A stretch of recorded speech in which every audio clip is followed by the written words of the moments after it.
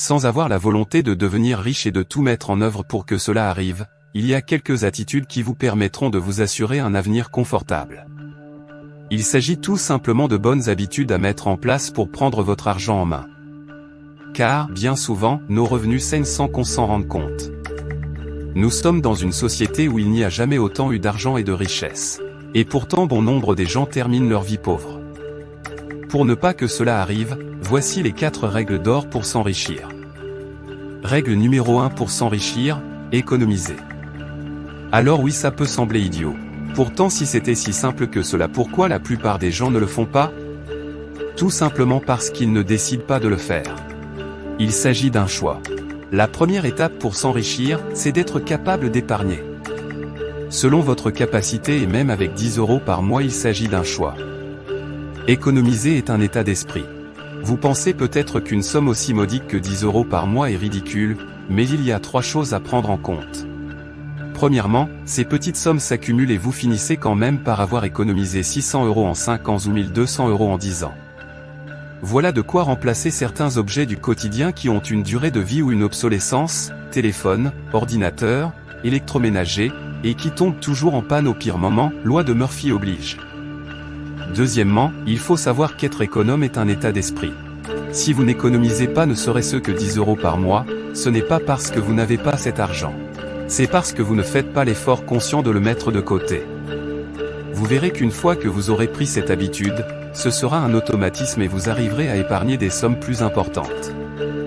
Enfin, il y a un mécanisme propre à la nature humaine qui veut que, quand de l'argent est disponible, il finit souvent dépensé. Pas forcément mal dépensé ou gaspillé, mais dépensé quand même, et pour des choses dont on aurait bien souvent pu se passer. Voici donc la première chose à faire pour éviter cela.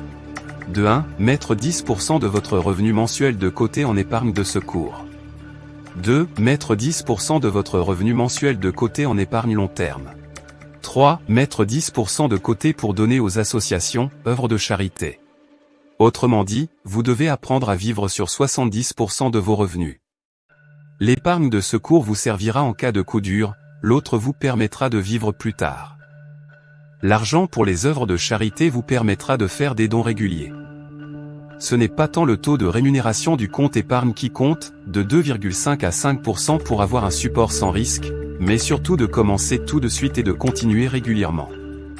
Aussi payez-vous en premier lorsque votre rentrée d'argent mensuelle arrive. Servez-vous en premier et ensuite voyez ce qu'il reste pour vos créanciers. C'est une manière de voir les choses qui changera votre point de vue sur votre budget et la façon dont vous allez gérer votre argent. Lorsque vient le moment de payer votre loyer, vous ne vous dites pas ce mois-ci, je ne peux pas payer le propriétaire parce que je dois faire un cadeau à mon cousin qui se marie.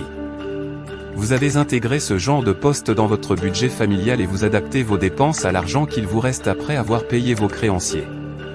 Si votre ordinateur portable vous lâche en juin, ce n'est pas une raison pour ne pas payer vos impôts. Vous allez vous débrouiller avec votre smartphone jusqu'en juillet. Vous devez tout simplement faire pareil avec votre épargne pour ne pas avoir d'excuses à la fin du mois.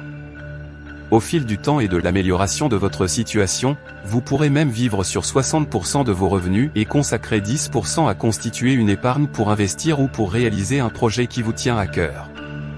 Règle numéro 2 pour s'enrichir, ne pas perdre d'argent.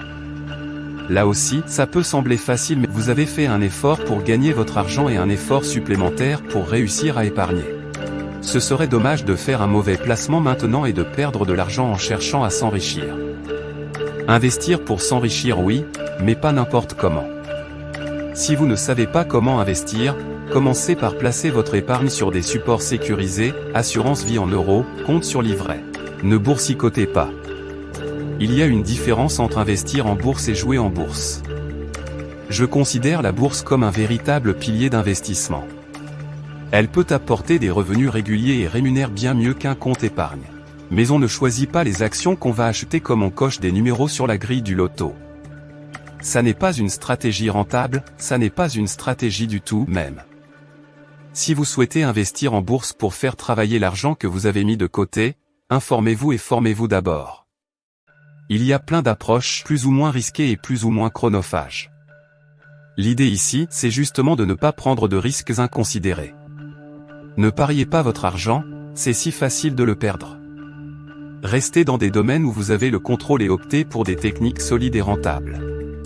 Vous pouvez par exemple vous créer un portefeuille boursier avec un excellent rendement, comme celui que j'ai mis en place et qui me procure 1 500 € de dividendes mensuels. Pour cela, investissez un petit peu chaque mois afin de créer un effet boule de neige sur la durée et achetez parallèlement des actions d'entreprises qui versent des dividendes. Mais il n'y a pas que dans la manière de placer son argent qu'on peut le perdre. Il y a de nombreuses dépenses mensuelles et annuelles auxquelles on finit par ne même plus faire attention et qui sont pourtant une véritable hémorragie. C'est typiquement le cas des services bancaires payants. Si votre banque vous fait payer des frais de gestion annuels, il est temps d'en changer. Il y a beaucoup de banques, notamment en ligne, qui proposent la gratuité de ces opérations toutes simples, alors que les banques traditionnelles ont pris pour habitude de nous les facturer.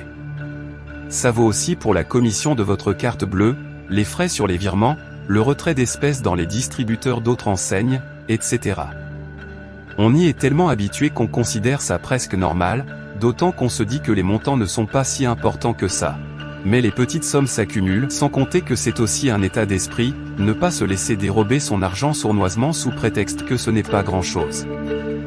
Dans la même veine, regardez les packages auxquels vous avez souscrit et faites le point. Il est fort probable que vous n'utilisiez pas les 3/4 des services inclus dans votre package et que ceux que vous utilisiez soient gratuits ailleurs ou moins chers à la carte. Règle numéro 3 pour s'enrichir, vivre sans crédit. Actuellement la tendance est à l'endettement. À l'image de notre pays, de plus en plus de familles sont endettées. Or, l'un des meilleurs moyens de terminer sa vie pauvre, c'est justement d'être endetté. Le seul crédit qu'une famille devrait prendre concerne le logement. Même quand les prix stratosphériques actuels auront dégonflé, cela restera toujours vrai car le logement est un achat important. Hormis cela, si vous épargnez régulièrement, vous ne devriez pas avoir besoin de recourir au crédit, même et surtout pour une voiture. Commencez à rembourser vos dettes, car qui paye ses dettes s'enrichit, conseil très sage. La première étape, c'est donc de vous libérer des emprunts que vous avez contractés, rembourser vos dettes et ne recommencer plus de nouveaux crédits. Cela peut paraître plus facile à dire qu'à faire. Mais si vous acceptez cette possibilité et même si votre situation financière est délicate, c'est un objectif tout à fait atteignable. Si vous avez plusieurs crédits avec différents taux d'intérêt, vous vous demandez peut-être par où commencer. Il y a deux stratégies principales pour cela. Soit vous commencez par rembourser ce qui vous coûte le plus cher, en fonction du montant et du taux d'intérêt qui s'y applique, soit vous remboursez en premier le plus petit montant dû. La première approche vise à réduire le montant global des intérêts que vous allez payer et donc à vous faire perdre le moins d'argent possible au total. La deuxième approche a surtout un effet psychologique encourageant, puisque vous allez voir le nombre de dettes diminuer plus rapidement. Ensuite, vous devez vous constituer une épargne de précaution. C'est dans cette épargne que vous pourrez piocher pour faire face à des imprévus comme une grosse réparation de voiture par exemple. Là où vous auriez peut-être eu recours à un crédit avant, vous aurez désormais votre épargne de secours pour vous permettre d'aborder plus sereinement ces désagréments.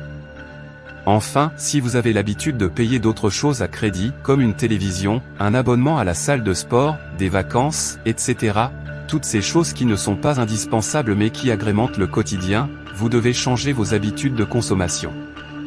Il ne faut surtout pas payer ces achats plaisir à crédit, car ils vous coûtent en réalité bien plus que leur prix à cause des taux d'intérêt qui sont très élevés. Dans ce cas, privilégiez les articles d'occasion ou économisez spécialement pour ces dépenses et attendez d'avoir réuni la somme avant d'acheter. Règle numéro 4 pour s'enrichir, comptez. Qu'est-ce qu'un budget ?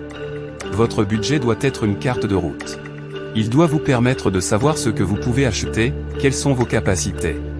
Vous aurez peut-être besoin d'ajuster votre niveau de vie à vos revenus ou d'optimiser vos dépenses. Quand on parle de budget, il y a plusieurs écoles. À vous de voir celle qui s'adapte le mieux à vous. Ainsi, vous pouvez faire un budget par catégorie de dépenses. C'est très contraignant et personnellement, je n'arrive pas à appliquer cette technique sur le long terme. Ou alors vous pouvez mettre en place un système. Dans tous les cas, vous devez quand même avoir une idée de l'argent dont vous allez avoir besoin chaque année. Dans ce sens, on peut parler de faire un budget. Déclinez ensuite ce budget au niveau mensuel. Il doit être un guide pour identifier l'argent disponible. Une fois que vous avez fait votre budget, vous devez vous y tenir.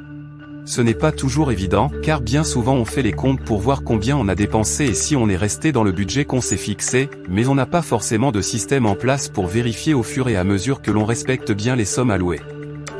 Les catégories les plus courantes de dépenses. Dépenses quotidiennes, alimentaires, vêtements, loisirs, épargne, où l'épargne puisque obligatoire doit être comptée en tant que dépense, impôts, vacances, santé, équipement, maison voiture, logement, qui est le poste le plus important. Vous pouvez faire le suivi de vos dépenses sur votre smartphone. Si vous avez choisi de faire un budget par poste, la règle c'est de ne pas dépenser ce mois-ci l'argent du mois prochain. Si vous avez épuisé la somme allouée à l'alimentation et qu'il reste encore une semaine ce mois-ci, vous pouvez toujours piocher dans le budget vêtements ou loisirs. Quelle que soit la technique que vous ayez choisie, devoir compter peut paraître contraignant. Mais c'est en réalité très libérateur d'avoir le contrôle de son argent. On se prend beaucoup moins la tête sur certaines décisions d'achat quand on sait exactement ce dont on dispose. Et surtout, on profite pleinement de ce qu'on se paye, puisqu'on sait qu'on peut se le permettre et que toutes nos autres obligations sont couvertes. Lorsque j'ai commencé à travailler, j'avais la chance d'avoir un bon salaire. Je ne faisais pas de budget, j'avais de l'argent et je le dépensais principalement en sortie. Lorsque j'ai commencé à compter, je me suis rendu compte des sommes que je dépensais, de 200 à 500 € par mois. Cela m'a surtout rappelé l'époque où 500 € était mon budget mensuel, lorsque je travaillais le week-end en parallèle de mes études. Le fait de faire un budget me permet de voir combien je dépense désormais et surtout de mieux apprécier mes sorties. Voilà donc les 4 règles que nombreux utilisent pour devenir riches. Vous le pouvez tout autant dès maintenant.